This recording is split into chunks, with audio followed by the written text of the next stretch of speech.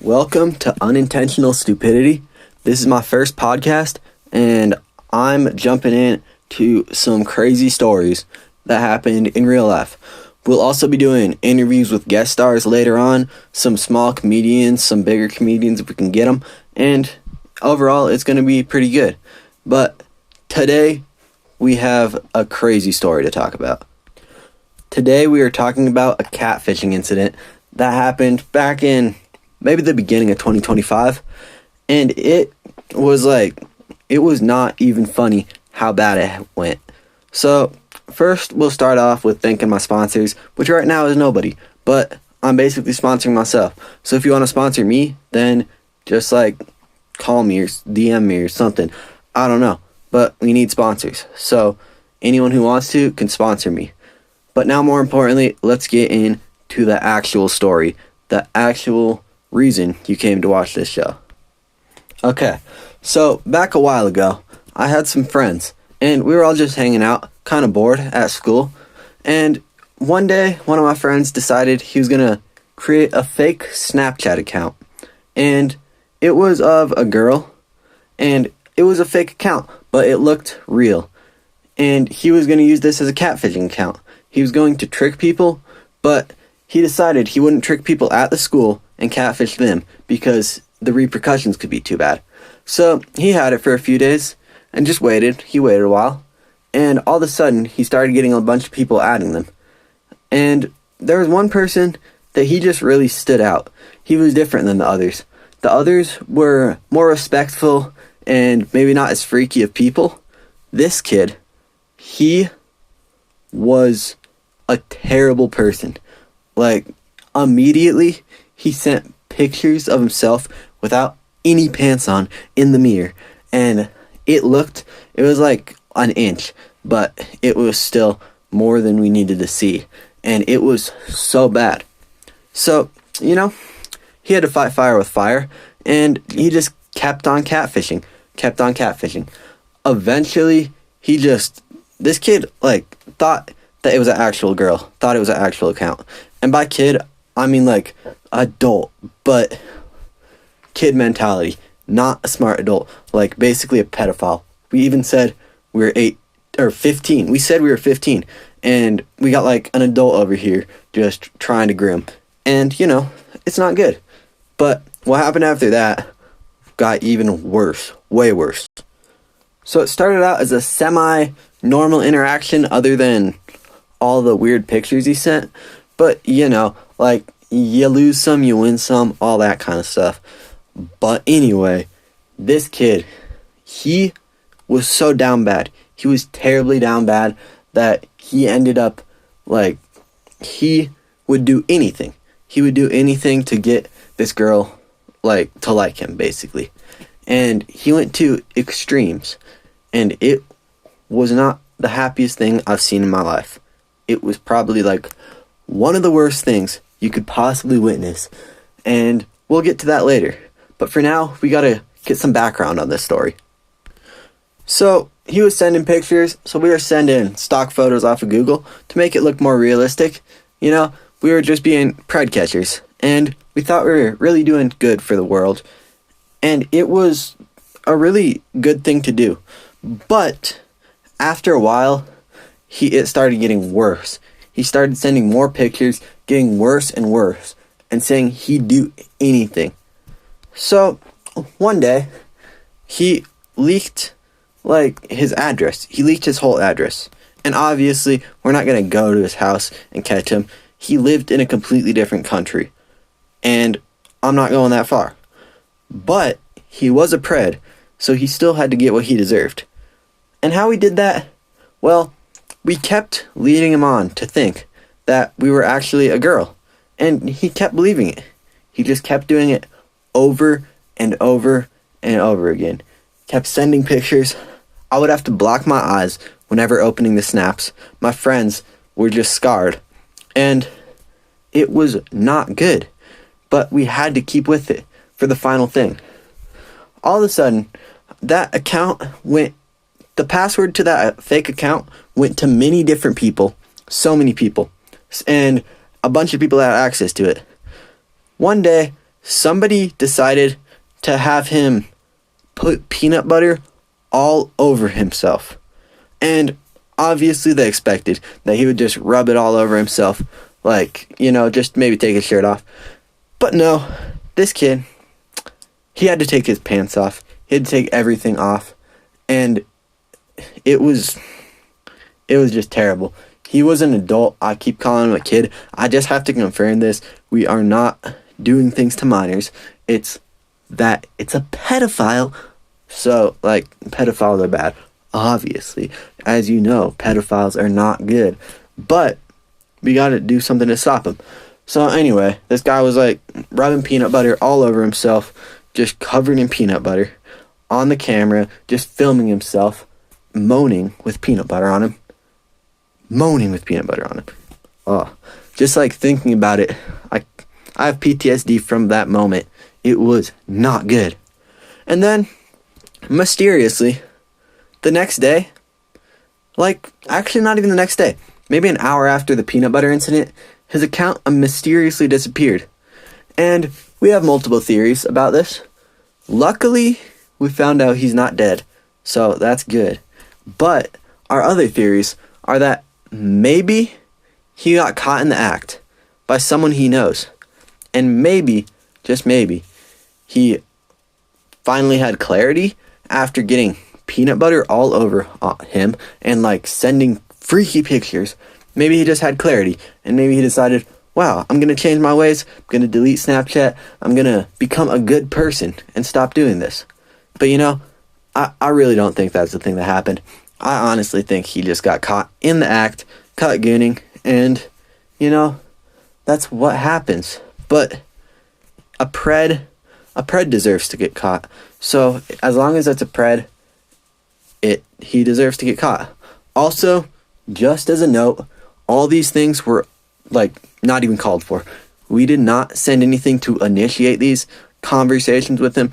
He just immediately started sending us pictures, and as a pred would do.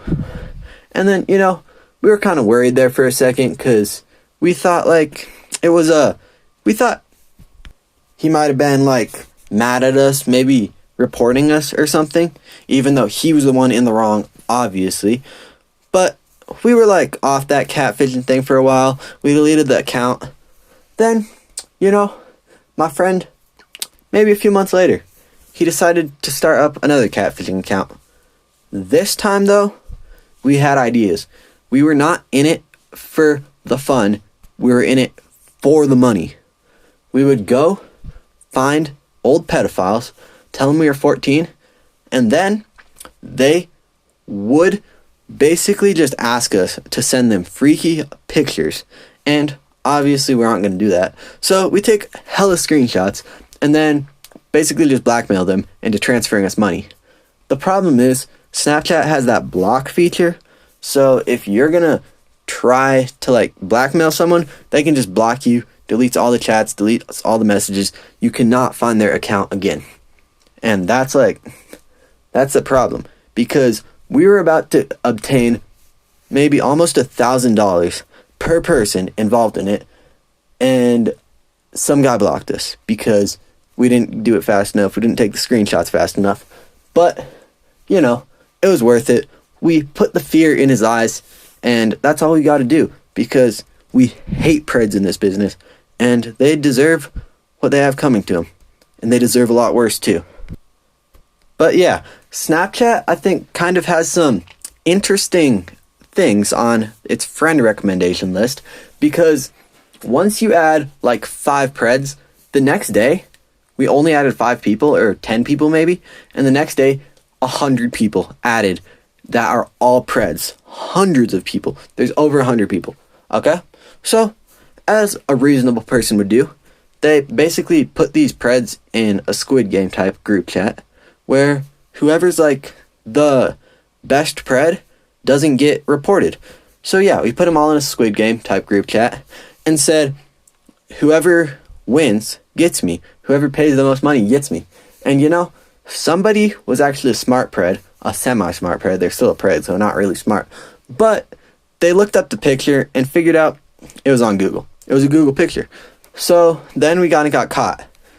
all the people in those group chats, a lot of them left, a lot of them blocked, a lot of them unadded. But like, you know, it's fine because we don't need 100 preds. But the problem is this one guy who was, I think 30, 40 something. I don't know. But he was in the chat. He saw all the messages. He saw all the people who were saying, no, you're not real. All this stuff. And you know, the first thing this guy says after a bunch of people leave the group chat is he says, wow, I really didn't like this group chat. I was hoping it was just you and me. Bro, are we dead ass? You saw that picture was a Google image search. You heard everything. I could see the message was read. And you still think I'm a girl. You still do. And like, I know it's not identity theft if we're not stealing anyone's identity. It's called pred catching. And pred catching is something more people should do because we do not like preds. We hate preds. And they deserve what happened to them. They deserve it. So I do not feel like a bad person for doing that. But also, there are some kind of semi-bad things we did, and they might have some more victims that might have not deserved it. So, one of the stories is, there was this down bad guy, told him we were 15, all that kind of stuff, all that good stuff. And he was like, okay, 15-year-old girl, that's fine. Anyway, he was sending long essays, like whole paragraphs, whole essays. Like, he wrote a whole book about how he was trying to crack a 15-year-old girl. And, like, I gotta applaud him for how well his writing skills are and how much effort he put into it.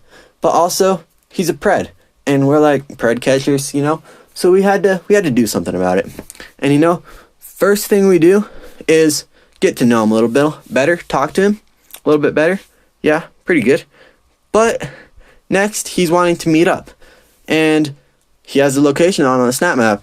It says LA. So we say, oh yeah, I also live in LA. You know, we already know this is going to a bad place.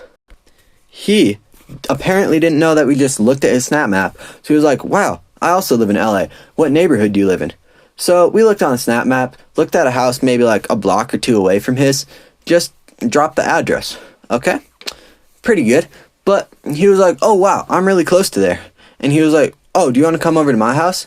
And I said, oh, sorry, I can't drive. Because obviously, like, 15, can't drive. He thought I was a 15-year-old girl. And what kind of 15-year-old girl can drive without, like, an actual license?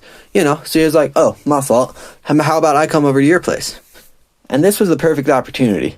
That random address we dropped, we told him to go to that house. And he was a pred. So I don't feel bad for him.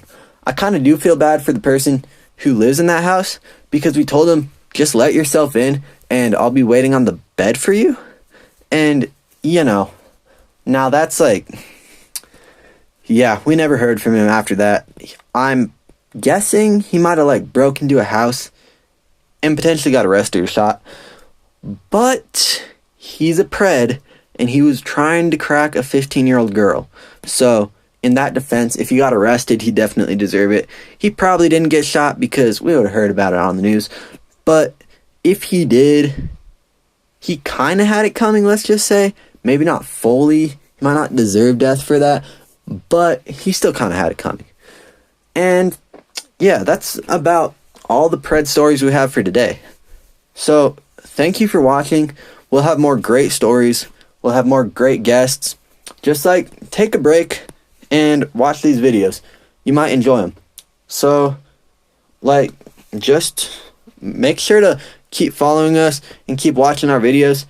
They will get better. We'll get better equipment, better quality. This is just the first video, you know. We gotta get some editing, you know. It's fine, but anyone, I'm saying this again, anyone who wants to sponsor, just like find a way to DM me, comment, I don't know. Somehow you'll be able to contact me and we can sponsor you. So thank you for watching.